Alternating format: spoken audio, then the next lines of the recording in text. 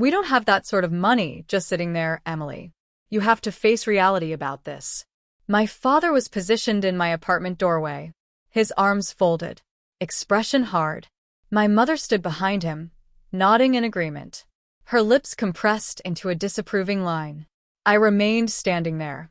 My 7-year-old boy, Ethan, sleeping in the bedroom nearby, his breathing difficult despite the oxygen equipment working. The hospital bills were scattered over my kitchen table like damning proof of my inadequacies. $85,000. That's what the specialist had quoted for the experimental procedure that might spare Ethan's life. His uncommon heart condition had stopped responding to standard treatments, and we were running out of time. I'm Emily, and I'm 31 years old. I reside in Columbus, Ohio, employed as a middle school science teacher and raising Ethan by myself. His father left when Ethan received his diagnosis at 3 years old. Couldn't cope with having a sick child. That happened 4 years back, and I'd been waging this fight on my own ever since. My parents resided 20 minutes away in their pleasant suburban home, the identical house where my younger sister Claire still maintained her childhood room like a memorial. Realistic, I echoed, my voice breaking. My son could die without this procedure. The physician said he might have 6 months if we don't move forward now. My mother came closer, her hand resting on my father's arm, the way she always did when wanting to soften his words, though she wouldn't oppose him. Sweetheart, we recognize this is hard, but we've already supported you considerably through the years. We covered 3 of his operations. We can't simply drain our retirement funds. I'm not requesting you drain them. I'm requesting a loan. I'll repay you completely. I'll take a second position. I'll do anything necessary. My father shook his head negatively. Emily, you're barely staying afloat as things stand. How could you repay us? Think reasonably. There are installment plans, medical financing alternatives. You ought to explore those. I had explored them. I'd invested weeks investigating every conceivable option. The installment plans would require too much time. Ethan didn't have years available. The medical financing firms demanded interest rates that would crush me for decades, and most wouldn't approve me regardless because I was already buried in medical debt. I've attempted everything else. I stated quietly, you're my final option. My mother's face softened somewhat, and momentarily I believed she might persuade my father, but then he voiced his position again, his tone resolute. We can't manage it, Emily. I'm sorry, but we must consider our own future as well. We're not becoming younger. They departed soon afterward, and I stood by the window observing their vehicle leave. The burden of their rejection descended over me like a smothering cover. I entered Ethan's room and sat next to his bed, hearing the constant hiss of the oxygen equipment. His little chest moved up and down irregularly. He appeared so calm in sleep, unaware that his own grandparents had just determined his destiny. I placed calls the following day. I contacted every family member I could recall, remote cousins, my mother's brothers and sisters, anyone who might assist. Most provided sympathy and modest amounts that wouldn't create a difference. My Aunt Teresa forwarded $500 with a message saying she wished it could be greater. I valued every dollar, but I was attempting to fill an ocean using a teaspoon. 2 weeks following, I returned home from an especially difficult day at school to discover Ethan having trouble breathing. His lips displayed a blue tint that sent panic rushing through me. I summoned the ambulance, and they transported him to the hospital. The physicians stabilized him, but the cardiologist took me aside with a serious expression. His condition is worsening more rapidly than we expected, Dr. Morrison stated. Without that procedure we mentioned, I'd estimate he has 3 months maximum, perhaps less. I nodded without feeling, unable to speak beyond the obstruction in my throat. 3 months. My child had 3 months, unless I could locate $85,000. I established a crowdfunding effort that night, investing my soul into the description, posting pictures of Ethan's brilliant smile from before he became so ill. Friends circulated it, teachers from my school donated, even some of my students' parents gave. But following 2 weeks, I'd only collected $12,000. It wasn't remotely close to sufficient. Then arrived the phone call from Claire. My sister's voice was excited with enthusiasm. Emily, I have the most incredible announcement. Jeffrey proposed. We're getting married. I attempted to generate enthusiasm despite the weight in my chest. That's marvelous, Claire. Congratulations. I know, correct? And Mom and Dad are being so exceptionally generous. They're funding the entire wedding. Can you imagine? They stated we can have whatever we desire. No spending restrictions. Jeffrey and I are considering a destination wedding. Perhaps Italy or the south of France. Oh, Emily, it's going to be utterly perfect. My hand tightened around the phone. No spending restrictions. Zero. Dad stated this is his little girl's important day and nothing is too expensive. We're consulting with wedding coordinators next week. The wedding won't occur for another year, but we want to begin planning now to ensure we obtain precisely what we desire. I stood there in my small apartment. Hospital bills piled on every area. My son struggling for every breath in the adjacent room. And heard my sister talk enthusiastically about her unlimited wedding spending. Something cold and solid formed in my chest.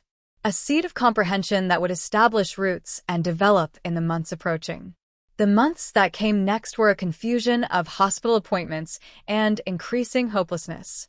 I exceeded the limit on every credit card I possessed, obtained personal loans at exploitative interest rates, and sold everything valuable I owned. My grandmother's ring, the sole thing of my own mother's I'd received, went to a pawn shop for $800. My vehicle got replaced with a 15-year-old sedan that hardly functioned. I relocated from my one-bedroom apartment to a studio to reduce rent. Throughout it all, Claire's wedding preparations advanced like an irresistible natural force. Every family meal, every phone conversation, every exchange somehow returned to the wedding. My parents were obsessed with it, participating in tastings at five-star establishments, examining venues in Tuscany through video calls, discussing flower displays that cost more than my monthly income. I attempted to feel happy for Claire. I genuinely did. She was my younger sister, and there had been a period when we were connected. But that connection had diminished through the years as it became evident that our parents viewed us quite differently. Claire was the favored child, the one who performed everything correctly. She completed college with distinction, secured a prestigious position at a marketing company, dated the appropriate sort of men from respectable families. I was the one who became pregnant at 23 by a man who proved to be worthless, who selected teaching rather than a more profitable career, who couldn't even maintain her son's health. One evening in July, my mother contacted me. Emily, honey, we must discuss the wedding. Regarding what? I was drained, having just completed a summer school session and invested 3 hours at the hospital with Ethan. Well, Claire desires you to be a bridesmaid, naturally. But the dresses will be approximately $300, and we need you to request yours promptly. $300. I calculated mentally. That was nearly sufficient for 2 weeks of Ethan's prescriptions. I'm uncertain if I can manage that presently. There was a silence. Emily, this is your sister's wedding. I realize, but circumstances are genuinely tight. Ethan's medical costs. You're constantly mentioning Ethan's medical costs. My mother interrupted, her voice acquiring an edge. I comprehend he's ill, but life proceeds for the remainder of us. This is Claire's important day. I shut my eyes. May I consider it? The deadline for requesting is next week. Claire has her emotions set on having you in the wedding celebration. After we disconnected, I sat in the darkness of my studio apartment and wept. How had it reached this? How had my family become so unseeing to what was occurring? My son was dying, and they were concerned about bridesmaid dresses and seating arrangements. Ethan's condition kept declining. The experimental procedure was no longer possible. We'd missed the opportunity. The physicians transitioned to palliative care, concentrating on maintaining him comfortable. Daily I observed my son diminish slightly more, his brilliant spirit fading along with his physical power. He ceased requesting when he could return to school. He ceased discussing wanting to be a scientist when he matured. He understood, in the manner children somehow understand, that he was exhausting time. I obtained a leave of absence from teaching to remain with him. My principal was comprehending, but it was unpaid leave, which indicated my already unstable financial circumstances became disastrous. I requested every assistance program, every grant, every charity I could discover. Most had waiting lists months extended or requirements I didn't satisfy. In September, 5 months following my parents' refusal to assist, Claire's bachelorette celebration occurred. My mother contacted to inform me all regarding it. They'd leased a villa in Napa Valley for the weekend. 12 of Claire's nearest friends, all costs covered by our parents, wine samplings, spa treatments, a private cook. It was completely magical. My mother expressed enthusiastically. Claire was so joyful. You should have observed her expression. What was the cost? I inquired, unable to prevent myself. Oh, I'm uncertain exactly. Your father managed all that. Perhaps 10,000? But it was valuable every dollar to witness Claire so happy. $10,000. More than a tenth of what might have rescued Ethan invested on a single weekend. I sensed something inside me fracture, a foundation of familial devotion that I'd been holding onto despite everything. That sounds marvelous, I stated flatly. You realize, Emily, I wish you'd attempt to be more enthusiastic about this wedding. Claire senses like you're not genuinely supporting her. I laughed, a severe sound that surprised even me. Claire senses I'm not supporting her? She does. She's observed you've been remote, and you still haven't verified whether you'll be a bridesmaid. I can't manage the dress, Mom. I informed you that. Well, perhaps if you handled your money more effectively, you wouldn't constantly be in this circumstance. The words remained in the air like toxin, handled my money more effectively, as if I'd been spending carelessly rather than fighting to maintain my child living. As if the overwhelming burden of medical debt was some sort of personal deficiency rather than the consequence of a damaged healthcare system and a family that selected elaborate celebrations over their grandson's existence. I must go, I stated. Ethan requires me. Naturally he does, my mother responded, and I detected the unspoken criticism in her tone. You know, Emily, perhaps if you weren't so concentrated on Ethan's difficulties constantly, you'd be capable to appreciate life more. Claire handles to balance everything so effectively. I disconnected without stating goodbye. October delivered a cold period that seemed to penetrate into my bones. Ethan was in and out of the hospital. His small body conducting a battle it couldn't succeed. The physician spoke in quiet tones about weeks, not months. I invested every moment I could next to his bed, reading him his preferred books, informing him stories about what heaven might resemble, grasping his hand through the pain. My parents visited occasionally, typically on their route to or from some wedding-related appointment. They'd remain for 20 minutes, touch Ethan's hand awkwardly, and depart with expressions of relief. It was difficult to observe their discomfort around their dying grandson, difficult to witness how eager they were to flee back to the more pleasant world of wedding preparations. Claire arrived once.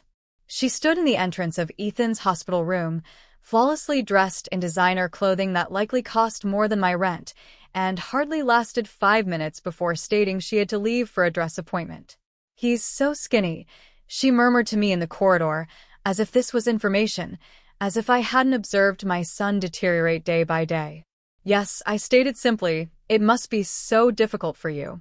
She touched my arm in a motion that might have been intended as comfort, but felt artificial. But you're so resilient, Emily, you always have been. Resilient. I'd heard that term so many times in the previous year, typically from people who were relieved they didn't need to be. Resilient enough to manage this alone. Resilient enough not to require assistance. Resilient enough to observe your child die while your family invested a fortune on a celebration.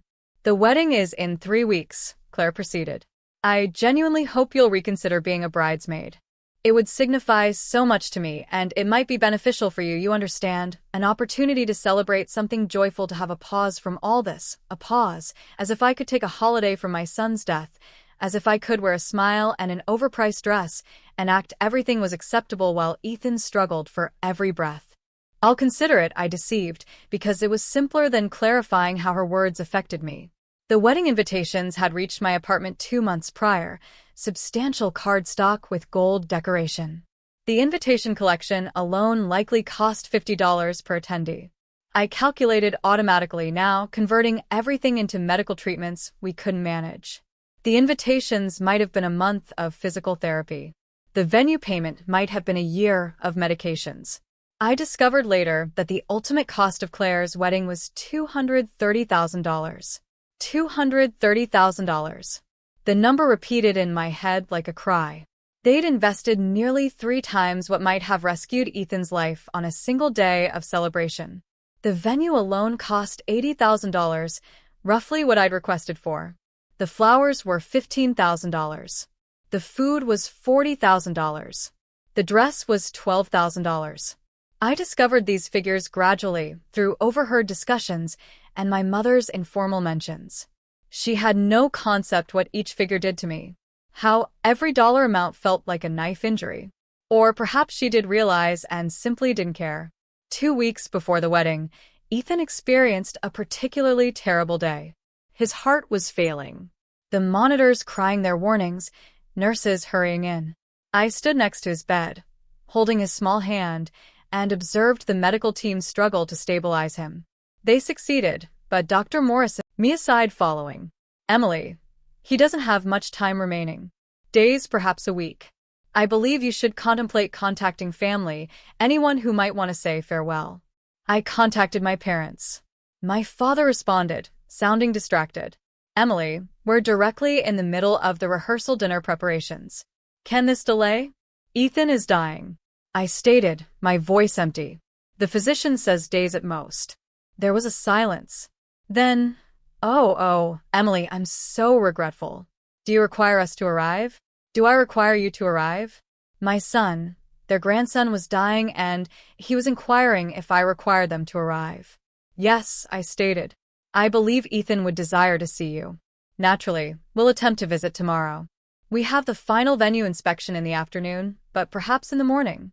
They arrived the following day, appearing at 10 a.m. with Starbucks cups in their hands. They remained for 15 minutes. Ethan was hardly conscious, his breathing difficult even with the oxygen adjusted to maximum. My mother cried slightly, touching at her eyes with a tissue that likely cost more than Ethan's breakfast. My father stood rigidly by the door, examining his watch twice. We must go.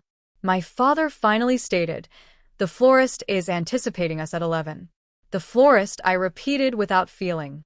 For the centerpieces, it's crucial we obtain this correct. There's no time for errors this near to the wedding. He seemed unaware to the contradiction of his words, standing in a room where the ultimate error, selecting flowers over family, was about to claim its final casualty. They departed with commitments to return soon. Commitments I realized they wouldn't maintain. Claire never arrived to say farewell to her nephew. She was too occupied with final-minute wedding crises, like the reality that the string quartet she'd contracted had a cellist fall sick and been substituted. This was apparently a crisis deserving multiple frantic phone conversations. Ethan died on a Tuesday morning, 3 days before Claire's wedding. He passed away quietly in his sleep, his small hand in mine. The nurse who declared him dead cried more than my parents would when I contacted to inform them. My mother's initial words after I informed her Ethan was gone. Oh no. Oh, Emily, what unfortunate timing. Unfortunate timing. Because the funeral would conflict with the wedding preparations. That was the moment something fundamental transformed inside me. The grief was overwhelming, but underneath it I sensed something else developing. A cold, patient comprehension. They'd made their selection. Now I would make mine. The funeral was arranged for Friday, 2 days before Claire's Sunday wedding. I didn't request my parents to alter the wedding date. I didn't request Claire to delay.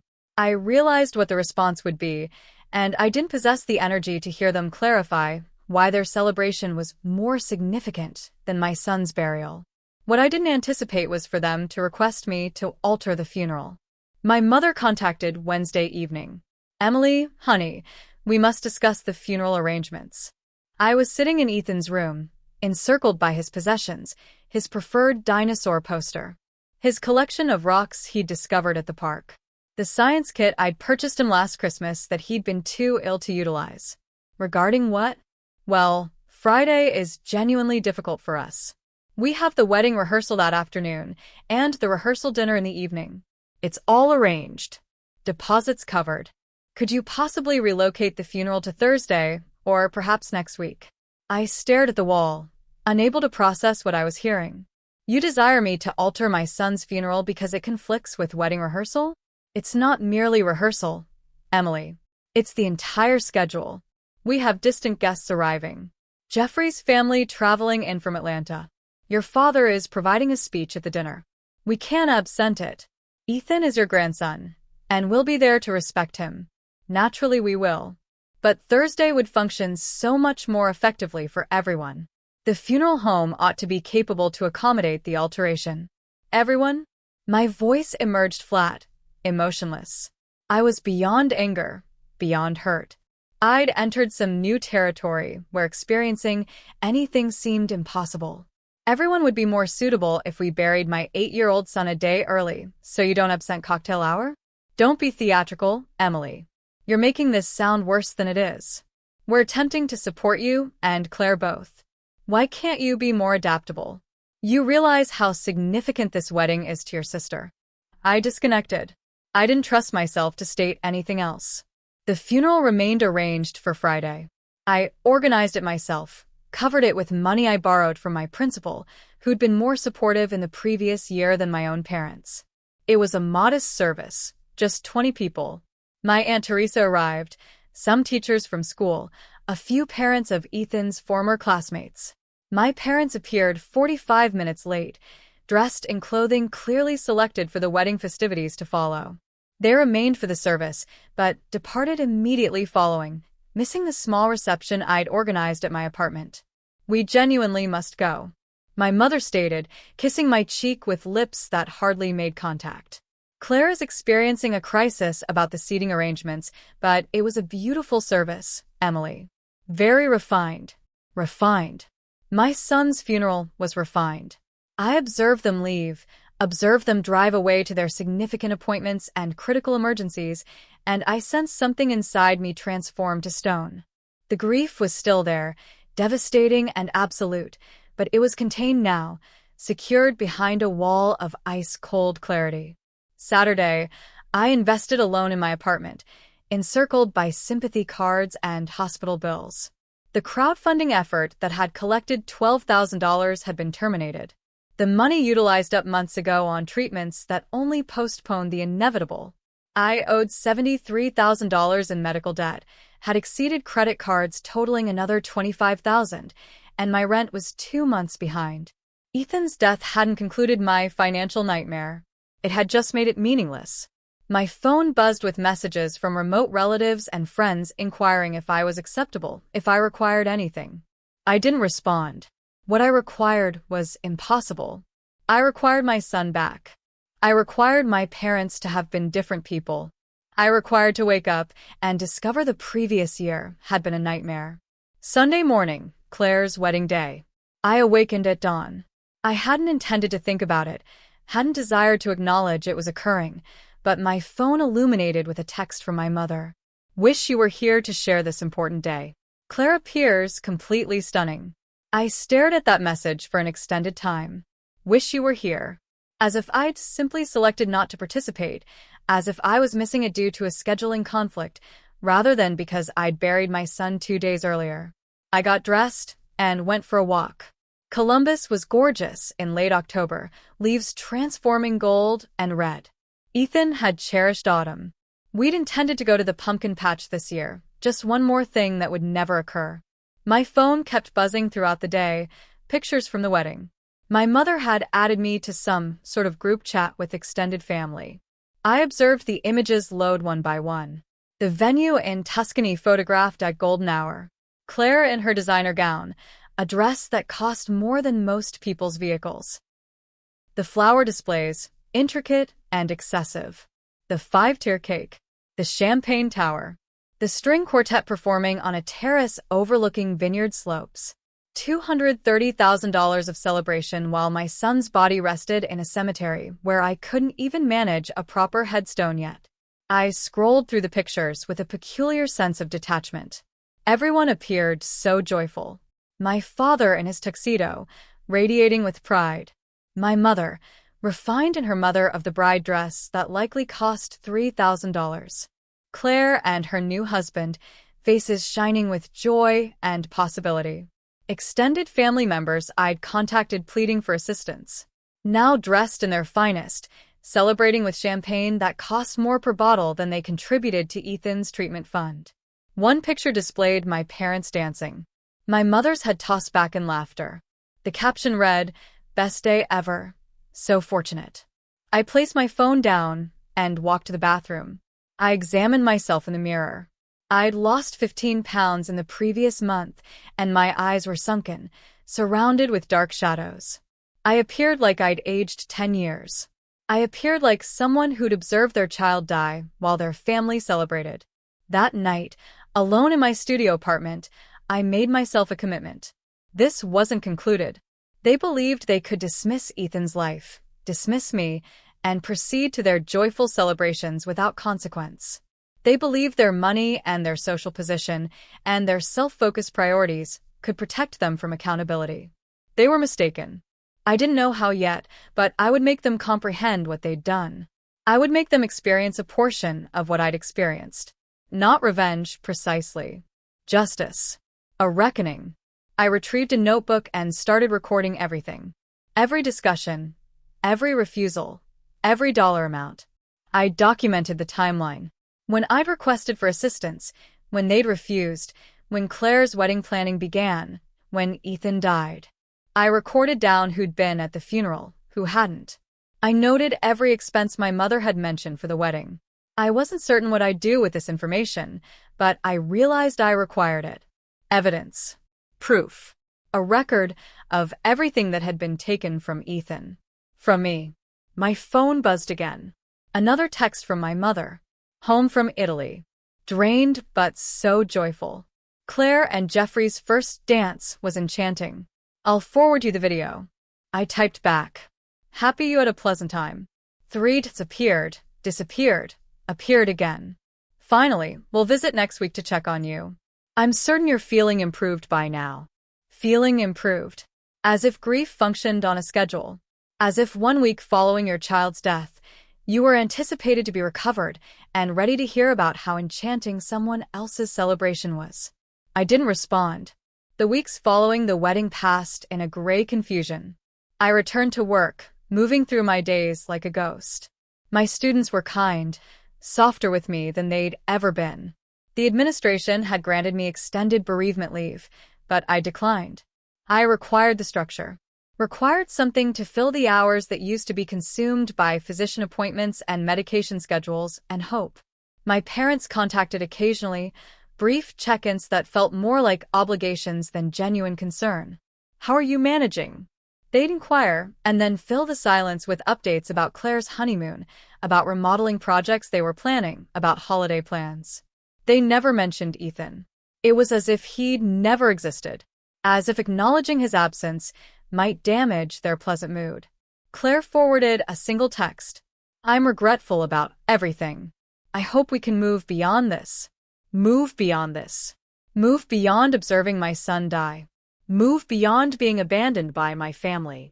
Move beyond the reality that she'd had a $250,000 wedding while my child suffocated to death because we couldn't manage treatment. I didn't respond to that either. In December, 2 months following Ethan's death, my parents invited me to Christmas dinner. I almost declined, but curiosity got the superior of me. I desired to see them to comprehend how they existed with what they'd done. Their house was decorated like something from a magazine display, a 12-foot tree, professionally decorated. Garlands and lights on every surface. The aroma of expensive catering filled the air. Claire and Jeffrey were already there when I appeared, appearing tanned and relaxed from their honeymoon in Bali. Emily, my mother, embraced me, her perfume overwhelming. I'm so pleased you came. We've missed you. I stood stiffly in her embrace. Thank you for inviting me. Dinner was intricate.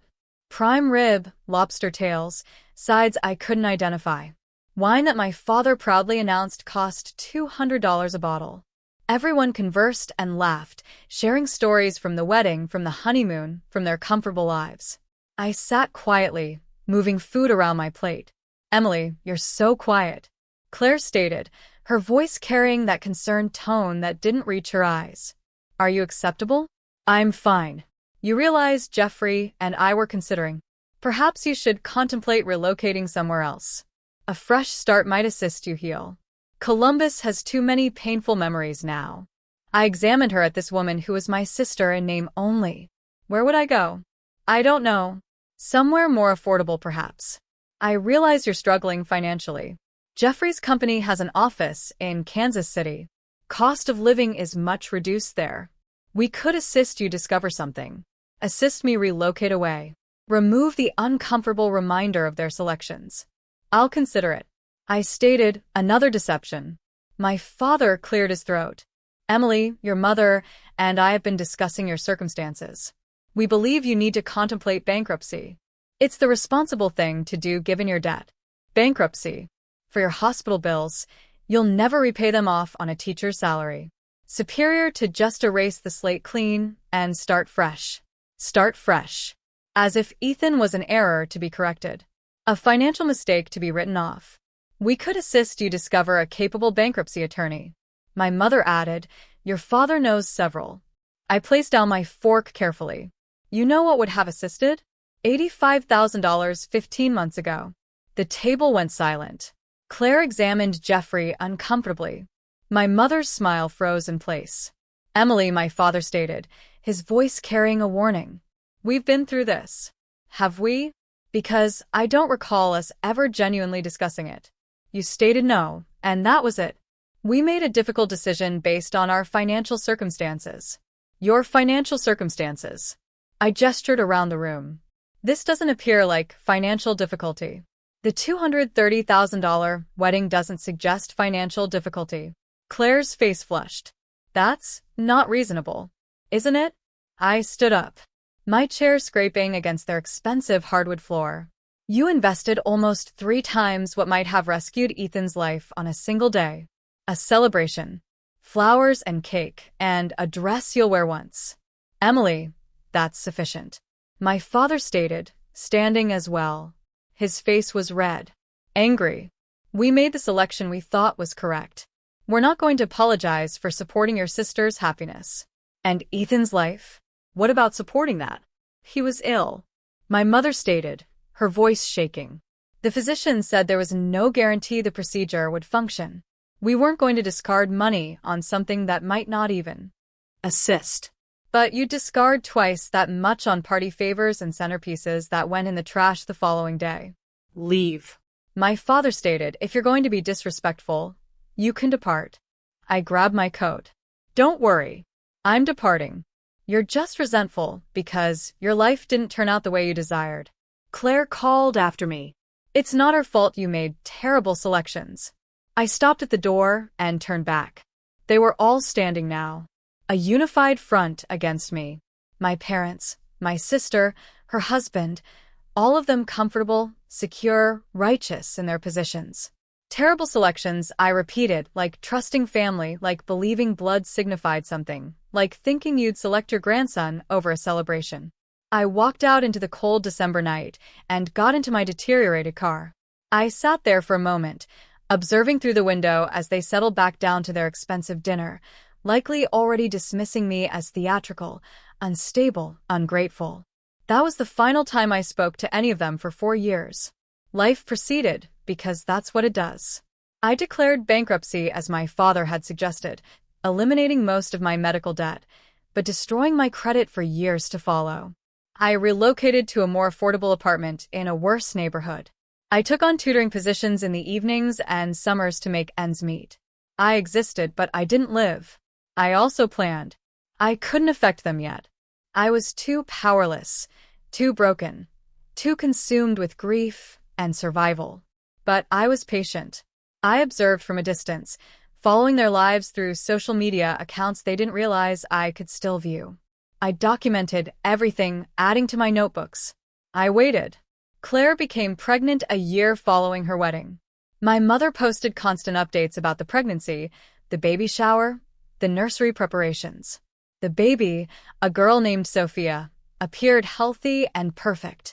The pictures displayed my parents radiating, holding their first grandchild, as if Ethan had never existed, as if Sophia was their first and only. I witnessed one comment on my mother's Facebook post from a remote cousin, "Your first grandchild, so thrilling." My mother's response, "Yes, we're over the moon." Not a correction, not even an acknowledgement that another grandchild had existed, had died, had mattered. Ethan had been eliminated from the family narrative. I took a screenshot and added it to my collection. 2 years following Ethan's death, I returned to school. Online classes at night, working toward a master's degree in education administration. I was promoted to assistant principal following 3 years. The salary increase was modest, but it was progress. I was constructing something slowly and deliberately. I also started saving money. Every extra dollar went into a separate account, one I never accessed. I didn't know what I was saving for precisely, but I knew I'd require resources eventually. Power required capital. During those years, my parents attempted to reach out occasionally. Birthday cards with generic messages. Christmas gifts forwarded through the mail. Typically gift cards to stores I didn't shop at. My father contacted once to inform me they'd established a small college fund for Sophia and wondered if I desired to contribute. I disconnected on him. Claire forwarded a birth announcement when she had her second child, a boy named Jackson. The card featured a professional picture of their perfect family, expensive clothing, and genuine smiles. On the back, someone had written, "Hope you're doing well," as an afterthought. I retained every card, every announcement, every casual dismissal, evidence. For years following Ethan's death, I was principal of a successful middle school, earning sufficient to live comfortably. Though I still maintained my lifestyle modest, I'd rebuilt myself from nothing, created a life that had purpose and meaning, even without the person who'd given it both. I'd also continued following my family's activities. Claire's husband, Jeffrey, had been promoted to vice president at his company. They'd purchased a larger house in an exclusive neighborhood. My parents had taken up golf, joining an expensive country club. They traveled frequently, posting pictures from beaches and European cities.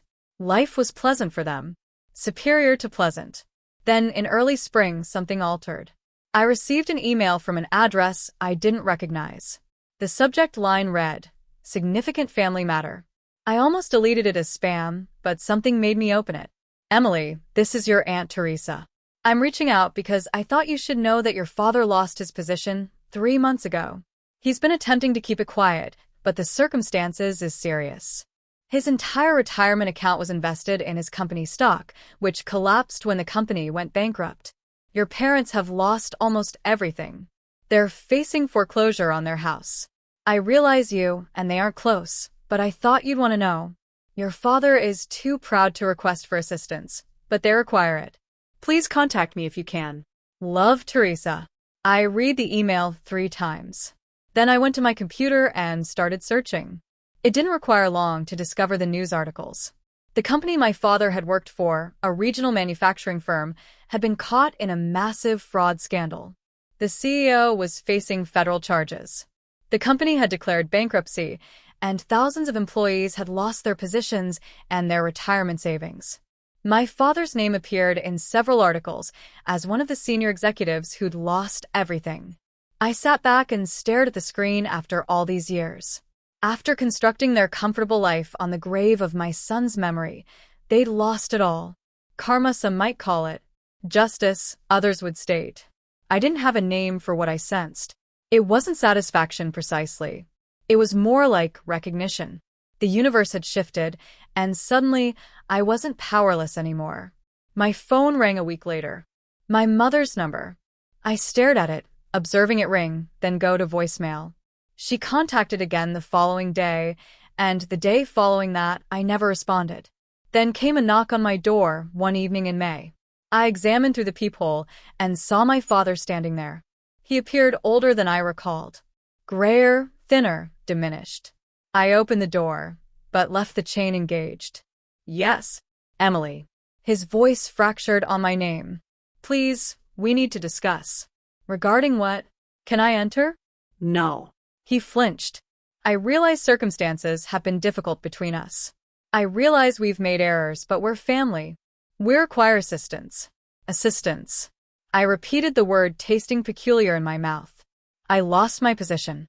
You likely heard. We're in serious financial difficulty. The house is in foreclosure. Your mother's medical insurance expired, and she has some health issues that require addressing. We're requesting our daughters for assistance. Claire and Jeffrey are doing what they can, but they have their own family to support.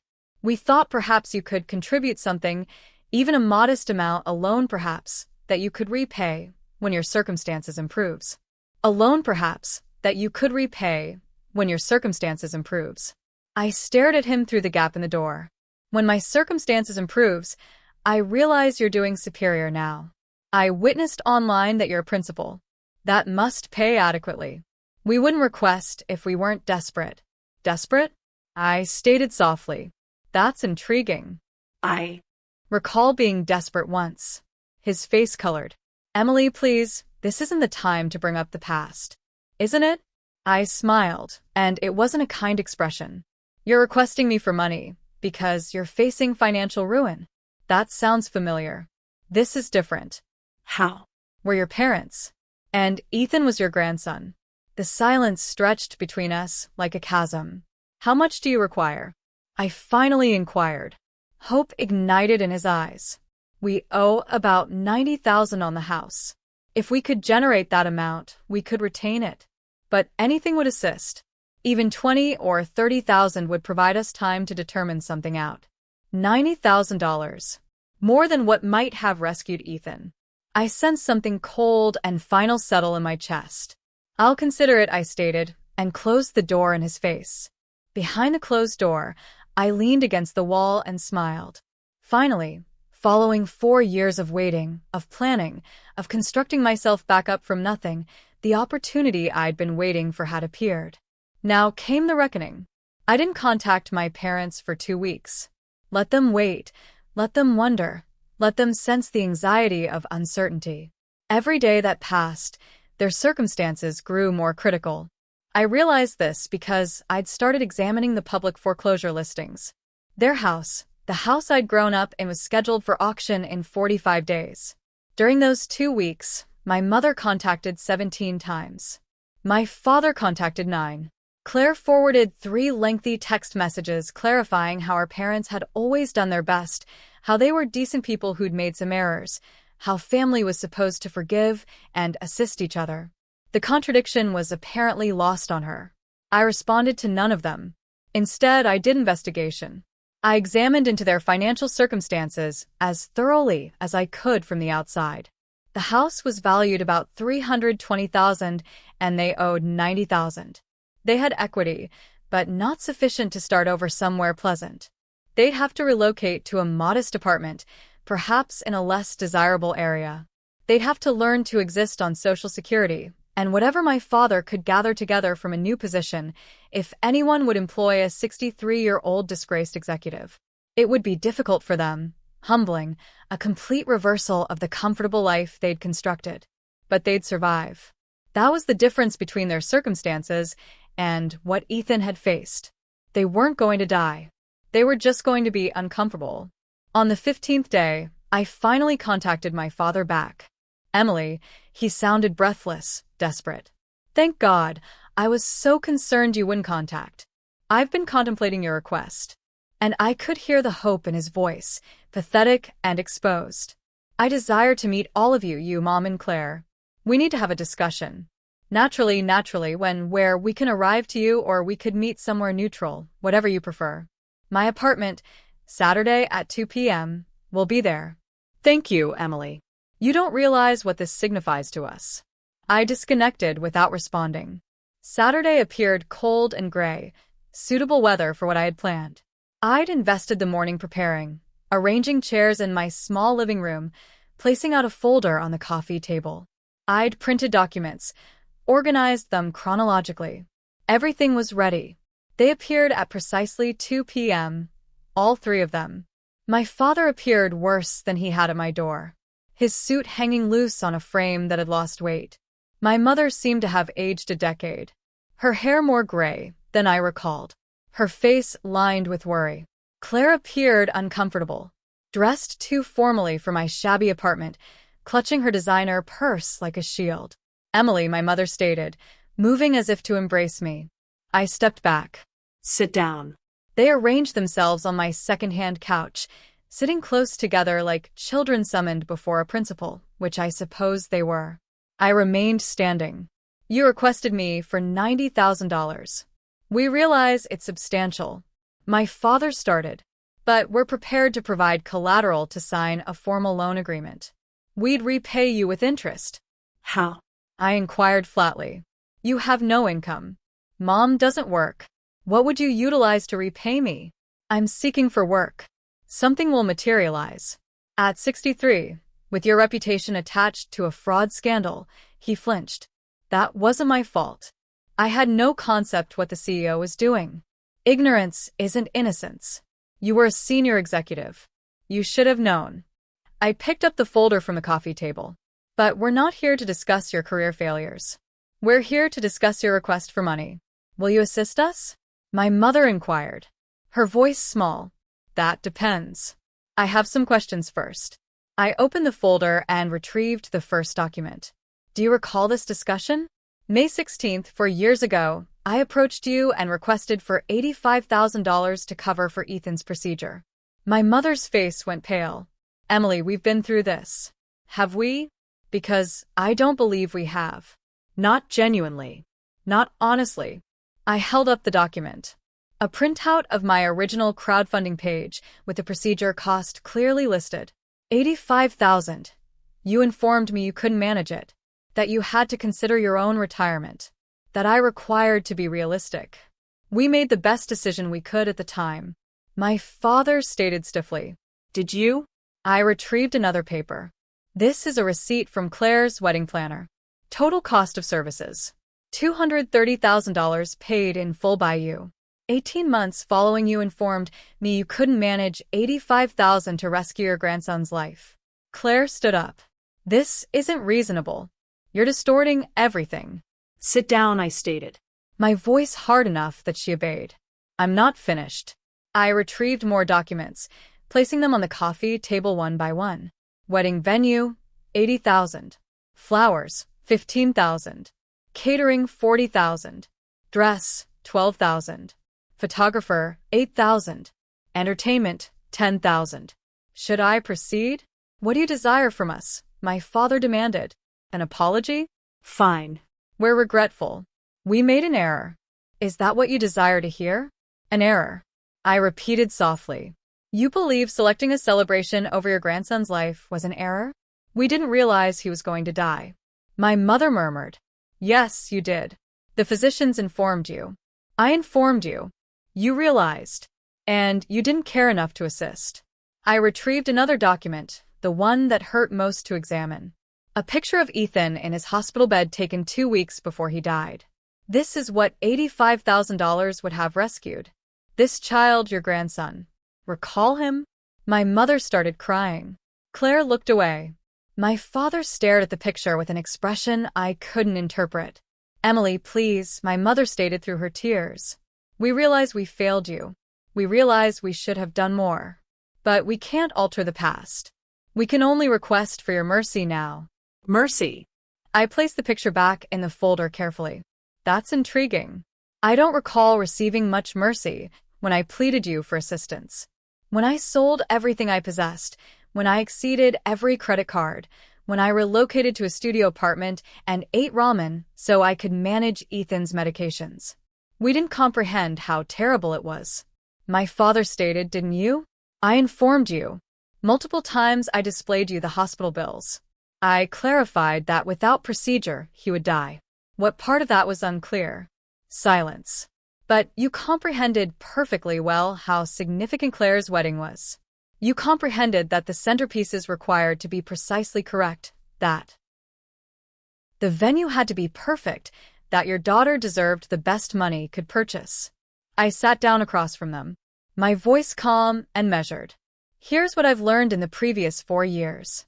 You didn't assist Ethan because you didn't desire to. It wasn't about the money. You had the money, you proved that. It was about selection. You selected what mattered to you. That's not accurate. Claire protested. They were attempting to protect their retirement. Were they? Because they invested almost 3 times their retirement concerns on your wedding. Mathematics doesn't deceive, Claire. Priorities don't deceive. My father leaned forward. Emily, I comprehend you're angry. You have every right to be. But are you genuinely going to punish us now when we require you most? Are you going to be as cruel as you believe we were? Cruel, I stated, tasting the word. Is it cruel to make selections based on what matters to you? Is it cruel to decide that your resources should go toward your own priorities, rather than someone else's crisis? Because that's what you taught me. That's the lesson you provided me when Ethan was dying. So you won't assist us. My mother stated flatly. I didn't state that. I picked up the folder and retrieved a check I'd prepared. I'm willing to provide you $90,000. Hope bloomed on their faces, desperate and immediate. However, I continued. There are conditions. Anything, my father stated quickly. We'll sign whatever you desire. Payment plans, interest, collateral. It's not about payment. I placed the check on the table between us. It was made out for $90,000. Dated for today. The first condition is that you acknowledge here and now that you selected Claire's wedding over Ethan's life. That you had the money and refused to assist. I desire to hear you state it. They stared at me. Claire examined her parents. You don't have to do this. She's attempting to humiliate you. Yes, I agreed. I am. Just like you humiliated me when I pleaded for assistance. When I stood in your doorway with hospital bills and you informed me to be realistic. When I buried my son alone because you had a rehearsal dinner. So yes, I desire you to state it out loud that you made a selection and Ethan died because of it. My mother was crying harder now. My father's face was red, but they required that check.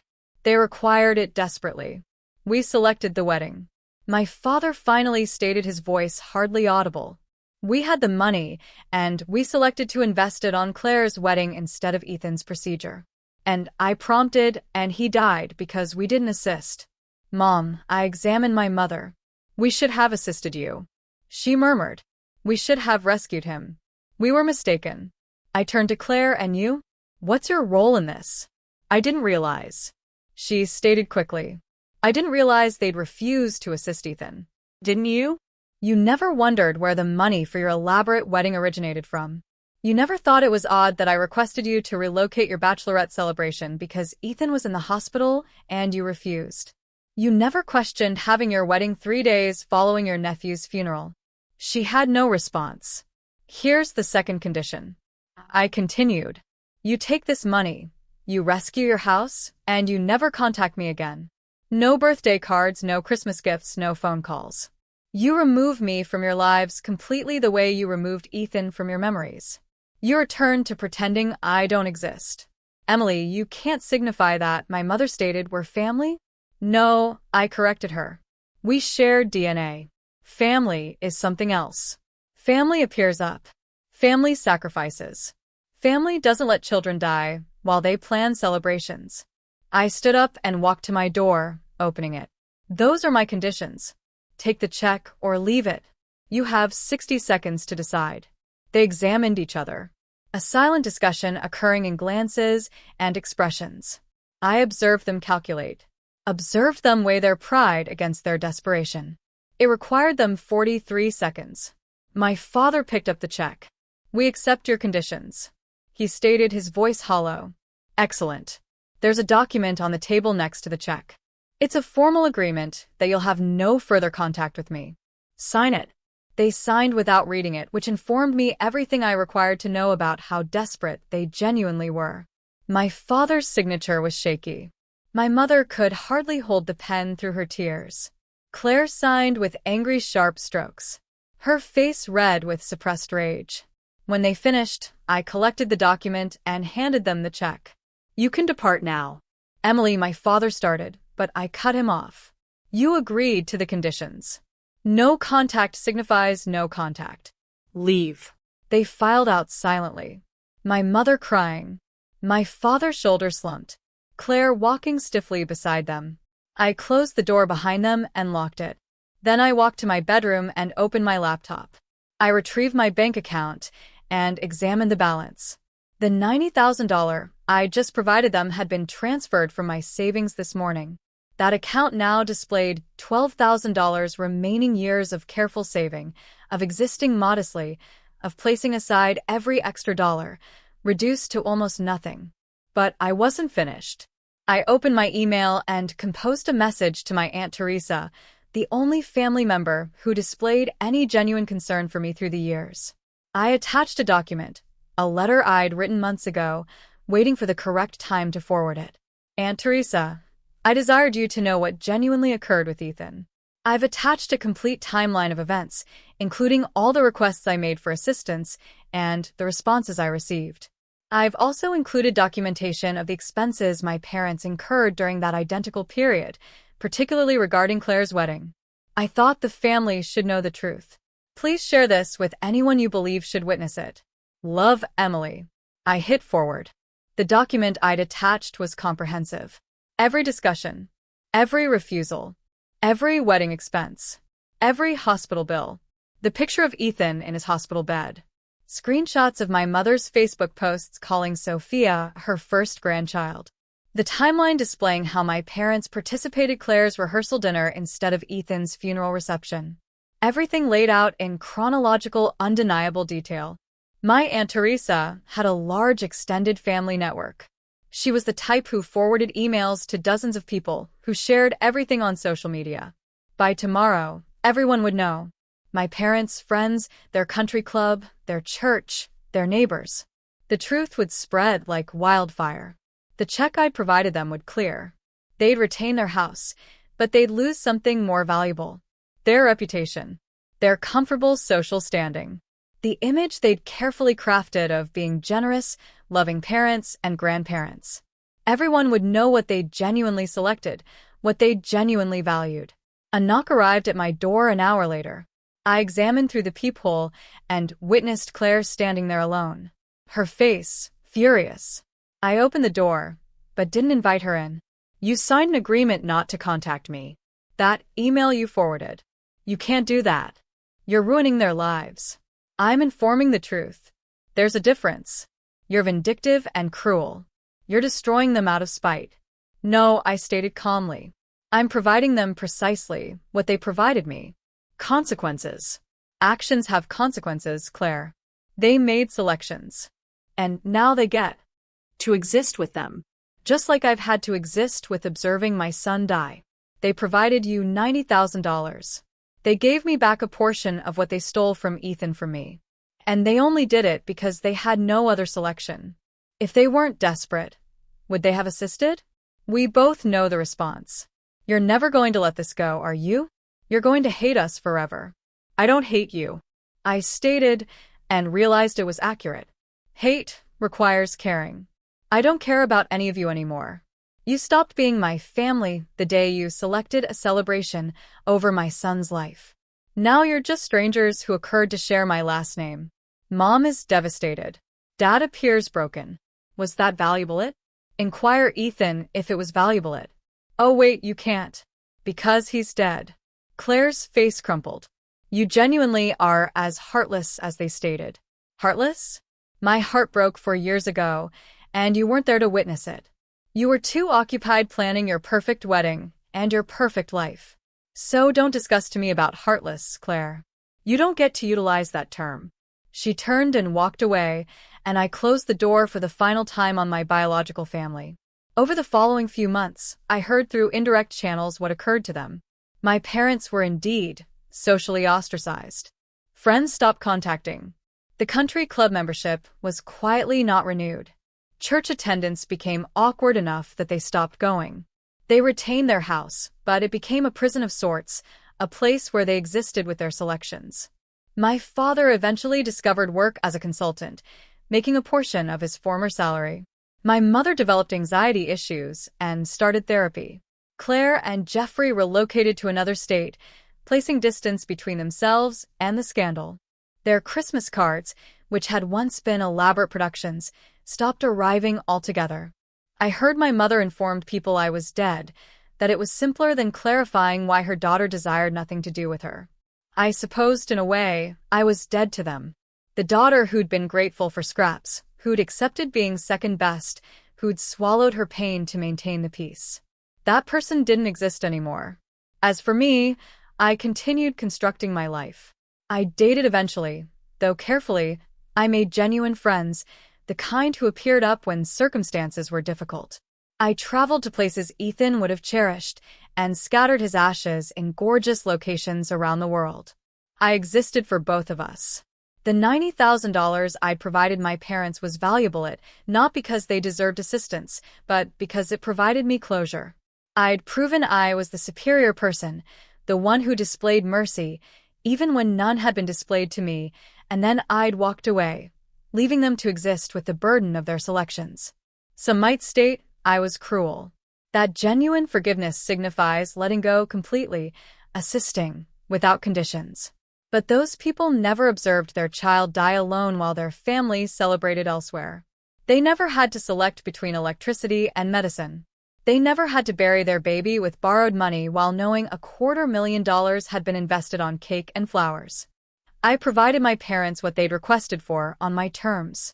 I'd lived up to my obligation as their daughter one final time. And then I'd closed that door forever, just as they'd closed the door on Ethan when he required them most. In the end, revenge wasn't about cruelty. It was about justice, about balance, about ensuring that consequences met actions. They taught me that family was conditional, that love had limits, that some lives mattered more than others. I simply returned their lessons, wrapped in a check they couldn't refuse and a truth they couldn't escape. And I moved forward into a future they'd never be part of, carrying Ethan's memory with me, finally at peace.